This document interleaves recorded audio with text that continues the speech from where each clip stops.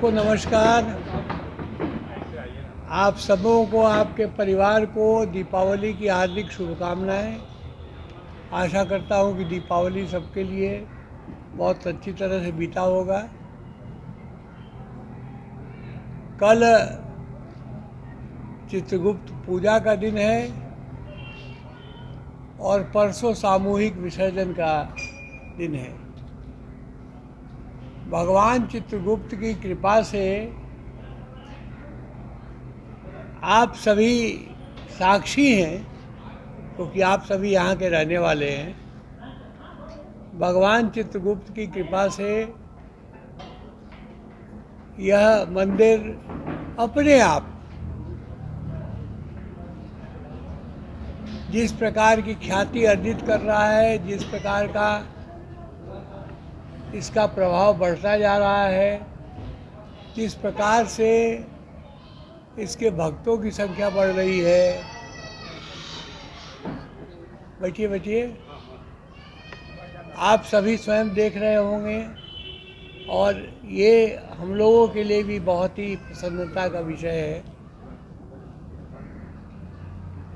पिछले बार 55 मूर्तियाँ बैठी थी पटना में, इस बार 77 मूर्तियाँ बैठी हैं और सभी का विसर्जन हम परिसर के अंदर में ही जो तालाब है उसी में करेंगे, क्योंकि विसर्जन के दिन ही छठ का नहाए खाए भी है। और इन्हीं सारी बातों को ध्यान में रखते हुए हमारी समिति ने कहा था कि नहीं, हम लोगों को मूर्ति विसर्जन के लिए परिसर में ही व्यवस्था करनी चाहिए, क्योंकि हम गंगा को प्रदूषित न करें। जितनी हो चुकी है। आगे हमारा योगदान इसमें नहीं होना चाहिए कि हम करें। तो हम अभी विसर्जित करेंगे परसों, और उसके बाद 8-10 दिन के बाद जब वो मूर्तियाँ पूरी तरह से उसमें समाहित हो जाएंगी तो एक कार सेवा आयोजित करेंगे हम लोग और पूरे तालाब की सफाई करेंगे। फिर तालाब को फिर और गहरा करके, चौड़ा करके, जिस प्रकार से कमल उसमें खिल रहे हैं, कमल लगे हुए हैं, फिर वो कमल हम लगा देंगे। और फिर वो एक स्थान ऐसा होगा कि कोई भी आएगा तो तालाब के परिसर का परिभ्रमण करेगा और बहुत आनंद का अनुभूति करेगा। केले के पेड़ भी हमने लगा दिए हैं वहाँ, तो बहुत एक अच्छा वातावरण उनको मिलेगा। सामने शेड भी बना दिया है ताकि छठ में जो आते हैं बहुत सारे लोग, रात में रुकना चाहते हैं, तो हमने देखा कि वो पिछले कई वर्षों से बेचारे ऊपर जाके 2 तल्ला 3 तल्ला पर रहते थे और वहाँ रह के किसी तरह से वो व्यवस्था करते थे। तो हमने ये बना दिया शेड इसीलिए ताकि ऐसा कोई भी सार्वजनिक कार्यक्रम हो तो वो उपलब्ध हो सब लोगों के लिए। तो इसलिए यहाँ हम शादी विवाह भी आयोजित कराते हैं, बाकी अन्य कार्यक्रम भी आयोजित कराते हैं। भगवान के यहाँ जो भी आके जो करना चाहे कोई इसमें हमें परेशानी नहीं है। लेकिन छठ के लिए ये तो पूर्णतः समर्पित है छठ के व्रतियों के लिए, कि वो अपना 2 दिन 3 दिन 4 दिन यहीं रह के करना चाहें, उनको कोई हमें आपत्ति नहीं है, इसको करें। आपस में नहीं बात करिए।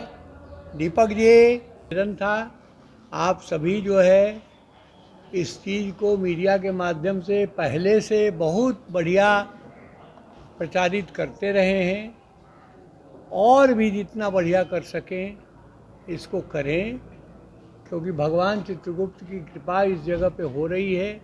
एक दिन का वाकया मैं बताता हूँ, मैं तो बहुत प्रसन्न हो गया।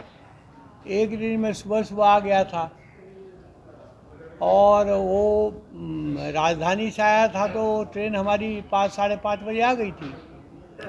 तो हमने कहा कि चलो अभी सीधे मंदिर चलते हैं, फिर वहाँ से आरती वारती के बाद हम घर जाएंगे। तो हम बैठे ही थे यहाँ पे, आरती वगैरह करके यहाँ बैठे थे। तो यहाँ से सिख समुदाय का एक संगत जा रहा था। वो पटना सिटी स्टेशन उतरा होगा या कहाँ कहीं उतरा होगा, पूछा नहीं मैंने। गाय घाट पे उतरा होगा। हैं? गाय घाट गुरुद्वारा से आ रहे थे। हाँ, गाय घाट गुरुद्वारा से वो जा रहे थे हरबंदी से। तो हमने देखा कि सभी लोग अंदर चले आ रहे हैं, तो हमको बहुत प्रसन्नता हुई। हम तो यहीं बैठे हुए थे। तो उनके जो संगत के प्रमुख थे, उन्होंने कहा क्या हम यहाँ मत्था टेक सकते हैं? हमने कहा नहीं, हमारे तो चित्रगुप्त भगवान सबके हैं, जो कि कलम दवात जिन्होंने पकड़ा है, जो लिखना पढ़ना जानते हैं या लिखना पढ़ना सीखना चाहते हैं, ये तो न्याय के देवता हैं। आप आइए। फिर यहाँ पर सबों ने मत्था टेका। फिर मैंने, सुबह का समय था, ज़्यादा कर नहीं सकता था, सबके लिए चाय की व्यवस्था मैंने की और फिर प्रसाद ग्रहण किया। तब यहाँ से वो हरबंदी साहब गए। उन्होंने कहा तो बहुत अच्छा पड़ाव हम लोगों को बीच में मिल गया कि यहाँ पर भी हम थोड़ी देर रुक सकते हैं, फिर हम जा सकते हैं। हमने कहा आप ही का है, इसमें क्या दिक्कत है? कोई दिक्कत है नहीं।